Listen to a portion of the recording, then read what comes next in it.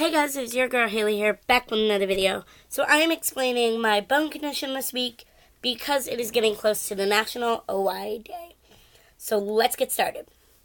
So I have a couple questions on my phone, and let's get started. What is the biggest break you've had? My femur. I've broken my femur more than I can count. How many breaks have you actually had? I've had over 300. We actually don't know the number. Next question. How many surgeries have you had due to your OI?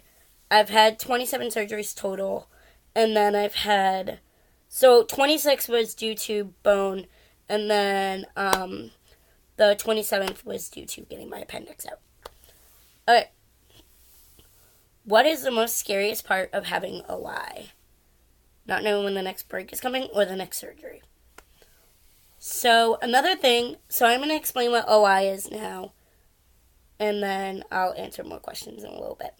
So, OI stands for osteogenesis imperfecta, which is a brittle bone disease that also affects your organs, it affects everything, not just your bones. So, I was diagnosed at birth. My siblings were diagnosed at 5 and 6. So, the way how it basically started was I had breaks in utero, and then my mom was told that I probably would not make it. I was born with a bone condition that was very rare. And then I'm even rarer because I have a mix of two types. I have type 2 and type 3, which are the two severe types that you can have with OI. My mom, my brother, and my sister, and my niece all have type 1. My mom and me and my sister are on a bone medication called Reclass. My niece can't have it yet because she's too little. But it's really cool to kind of have my family understand what I go through. I have a best friend that also has the condition. So it's kind of helpful knowing that he understands it. So we are going to basically explain a little bit about it. So on May 6th, there is a National Osteogenesis Imperfecta Day, which is called Wishbone Day. That is on May 6th. So if you can, please wear yellow. It will really mean the world to me and my family. And it also supports all the OIers out in the world. So my type, I was born on May 26, 1998, with a rare bone condition.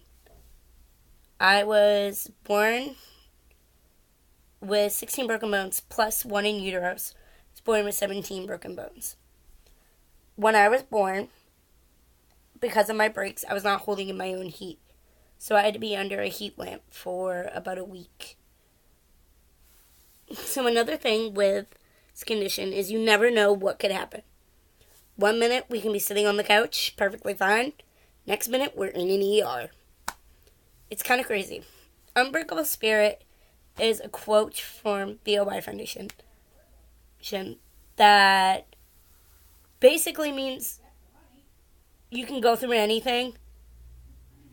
As long as you have the unbreakable spirit, you can go through anything perfectly fine. I have my family that always supports me with everything. So, how do I keep my mind preoccupied when I'm broken? Either music or school. Or my family. So those are pretty much my main things. Okay, so now we're going to get to the questions. Might help if my phone's the other way. Okay, what is your craziest break and how long did it take to heal? My craziest break was probably my femur, and it took about 6 months. How long was your last surgery recovery? So I had surgery in September, and that was a 6-week recovery. How many surgeries have you had? I've had 27. And most of them were for bone related.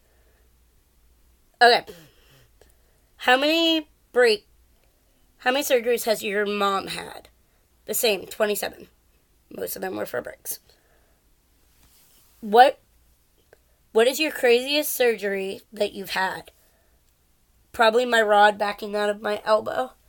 Right there. either my rod backing out or my rod sliding in my leg. That was probably pretty even. I'd rather have it slide up than slide down my body. How many times have you had your tibia rods replaced? I want to say at least 5 times on my left, 5 times on my right, I want to say.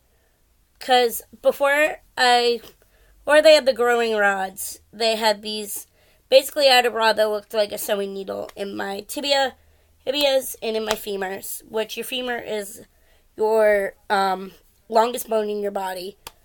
So I had rods in both of those.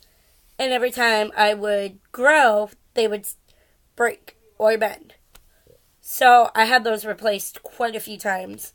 And then I want to say I was about 9 or 10, and they came out with these growing rods. Basically, it's about this, they make it to your size. So because I'm a little person, mine was about that size. And it was basically a rod, but it had a hole on the end. That basically when you were moving, so when you would grow, the rod would grow with you. But when I stopped growing at the age of 12, the rod, it hit about 14. It hit about 15, and my rod stopped growing with me. So it slid into my foot. So now I have Achilles tendon problems due to it being there, not knowing it was there for so long.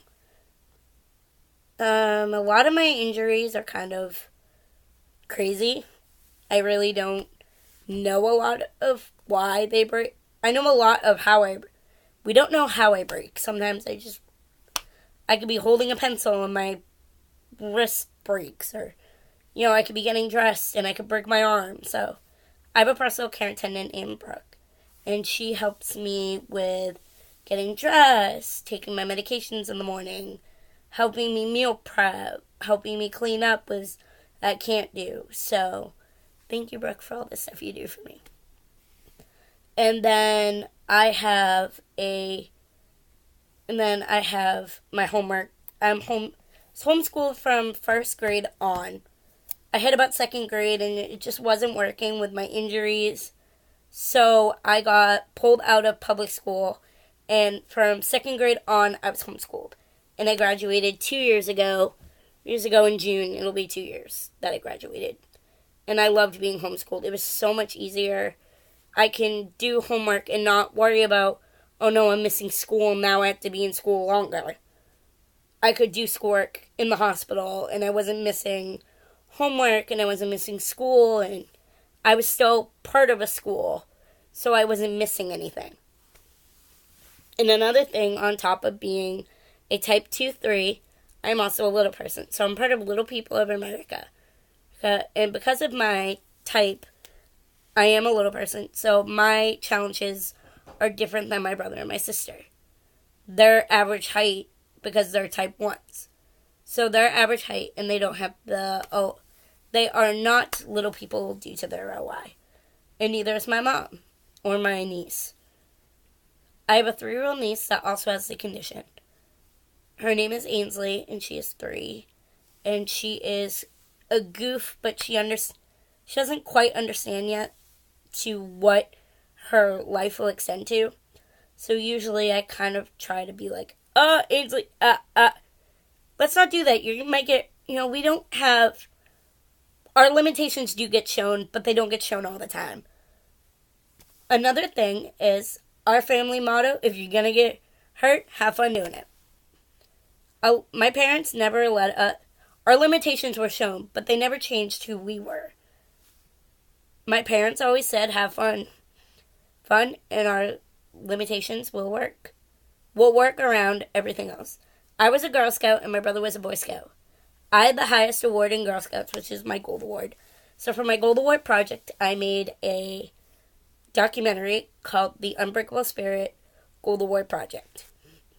It was a very fun experience to do it. I still love doing stuff with the OI and showing people, what, life might get crazy, but we're with our family, and if you have family that support you and love you, then you can do anything. I'm so lucky that I have parents that understand me and me. I don't think I could do anything without my mom and my dad with my injuries. My grandfather understands me quite a bit too. It's kind of crazy with my family. Another thing with injuries is we never know when they're coming. So we always keep medical supplies in the house. Like we always have our air cast. We always keep our air cast boots. We always keep our arm braces after injuries. So that way we can stabilize ourselves until we can get to the hospital. Thank God Children's Hospital now has a Weymouth office because now we don't have to go up to Boston every time we get injured. It's really local, so it really helps. So we go to Weymouth, Waltham, or Boston for orthopedics, which is great. A lot of our departments are... Me and Ainsley both have seizures, but they are not due to the OI. But we both have Children's Hospital doctors. We have Samantha Spencer as our orthopedic, and she is amazing. I absolutely love her. I love the doctors that we do have. And I'm so excited to start working on Unbreakable Spirit a little bit more. So please wear yellow for Unbreakable Spirit Day, and I love you all so very much. For National OY, please wear yellow on May 6th for Wishbone Day. And it will be a really, really great help if you can spread the awareness about the condition. I love you guys so very much, and thank you. Spread love and positivity on the world, and I'll see you guys next week. Bye!